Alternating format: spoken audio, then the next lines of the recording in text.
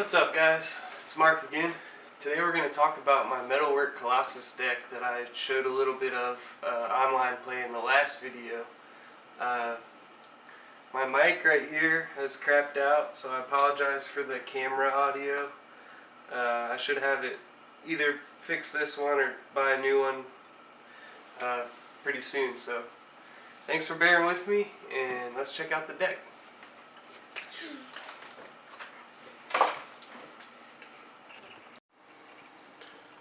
Alright, so here's the deck. Starting off with the namesake, Metalwork Colossus. So this is our whole goal, to get him out. He costs 11 mana, but he costs X less, where X is the total converted cost of non-creature artifacts you control. And he has an ability that you can bring him back from the graveyard. So a 10/10, that doesn't do much. So the whole goal is to give him all these abilities with one copy of Akroma's Memorial. Now, I'll get into more of that combo as we go. But starting off, with this deck I decided, instead of foiling out all the islands, I went ahead and unlimited out the islands. Because, I don't know, I just like it. No tap symbol. That's how you can tell if it's an unlimited card. There's no tap symbol. Crucial land, Sanctum of Ugin. So you can be getting these out all game long, and even if they're tapped, whenever you play this card, you can sacrifice them and get Colossuses from your deck into your hand, and then ideally play them for free.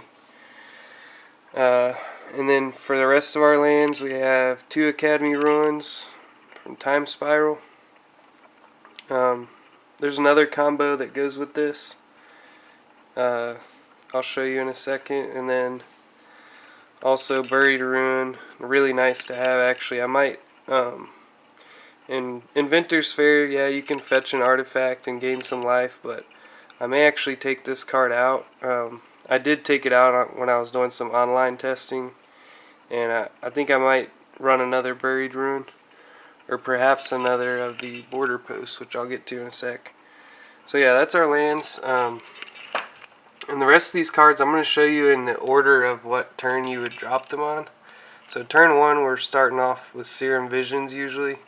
Sorcery, draw a card, scry 2. It just helps you get your combo in place, and you're not going to have perfect draws all the time, so it just helps. It's too good of a card to not run in a blue deck, in my opinion. Saffron Olive didn't have these in, for whatever reason. I've got 3 border posts.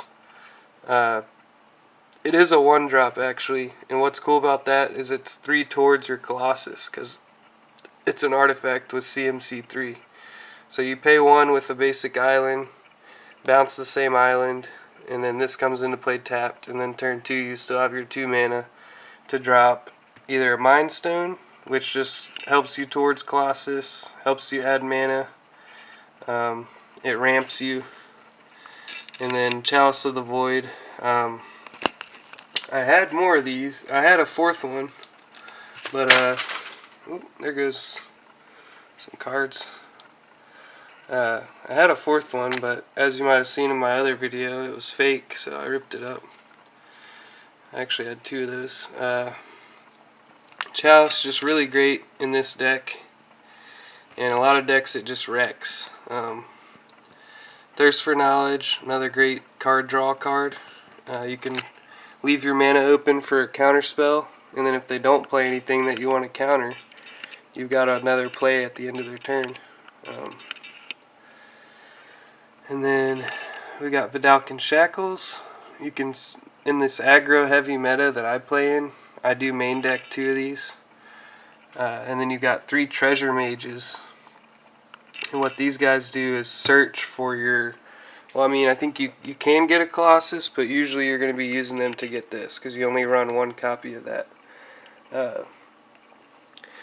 So that brings me to turn 4, which also, ideally you play this on turn 3 because you ramped up with a Mind Stone. Hedron Archive adds 2 mana. So turn 5, you drop your 5th land, you already have this out.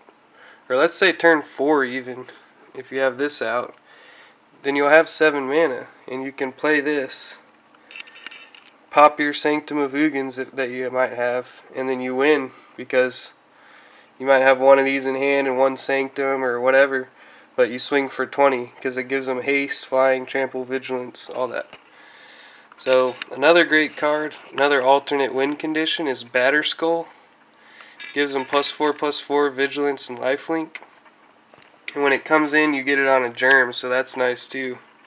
Just a 0/0 creature that holds that, but yeah.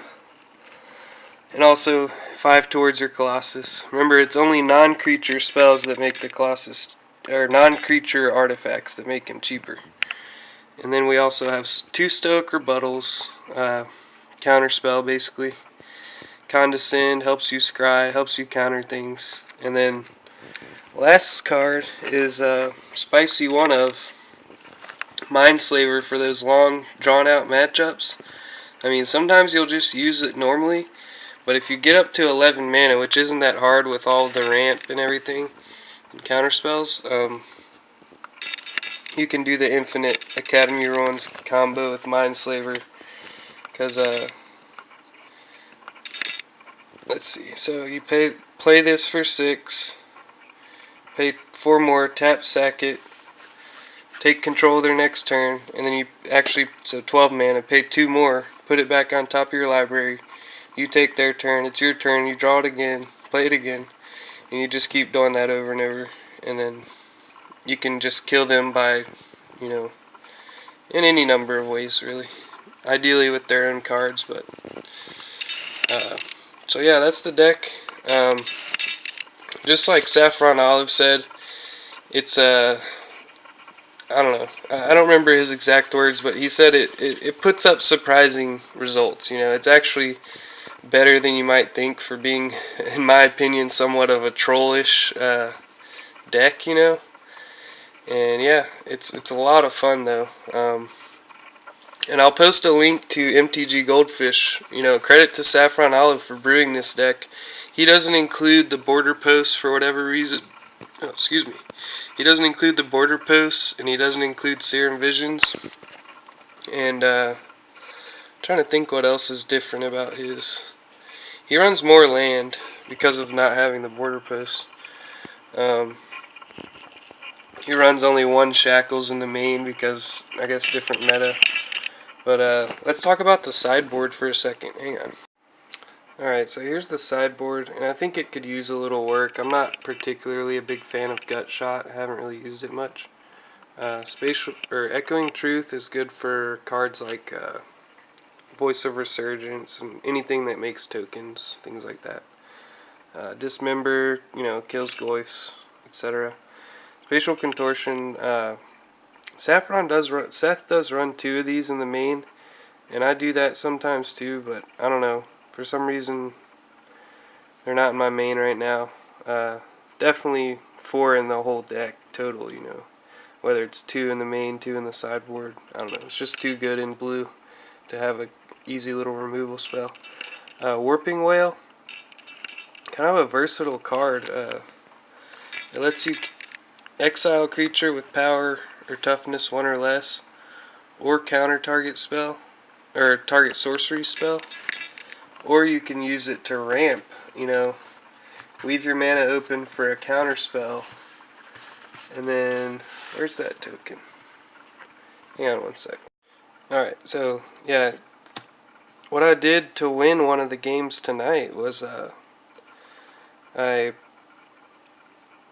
played this at the end of their turn, got a Scion, which lets you sack it to add 1 mana. And that gave me just enough to play my Akroma's Memorial and then get out 2 Colossus, or actually it was 3 Colossuses, and attack for the win.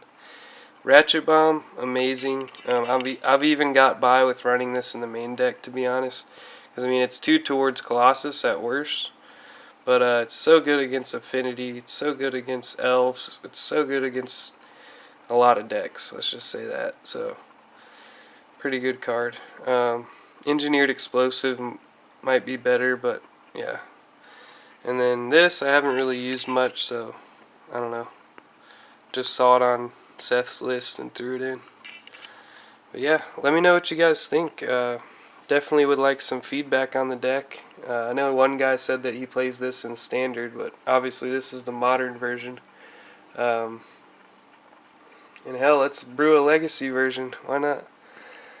And I also wanted to talk a little bit about the tournaments, but I think I'm going to wait until I get my mic up and running again. So this will just be a quick video. Thanks for watching. Okay, I decided to just play some sample hands while I talk about the tournament for just 1 second. So I played Affinity and I beat it game 1 and then lost the round. That was in the first tournament I played last week, and then I'll probably mulligan this, and I don't know, I'm just gonna talk, I guess, but I played Eggs tonight and beat him game 1 and then lost the other 2, and then I beat Naya Burn both tournaments, went against my same friend with his Naya Burn deck. He should have had me the first tournament, made a couple mistakes, you know, shout out to you though, George, good rounds. And then tonight it was just last night it was just a really good round. And then also I played Elves. The guy had a foiled out Elves deck, it was sick.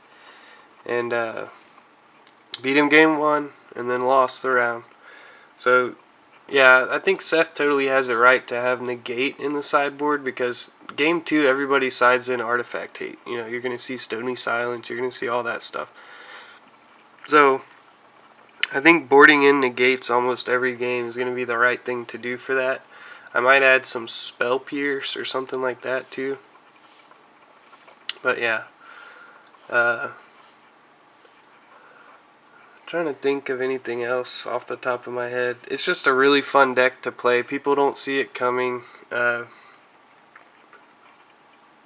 It's just a hat trick, you know. It's a blast. But so I definitely recommend trying it out, and it does better than you expect. I went 2-1 at both tournaments, which didn't get me to the 4th round. So anyway, thanks again for watching, and leave a comment down below and hit that thumbs up. Thanks again. Bye.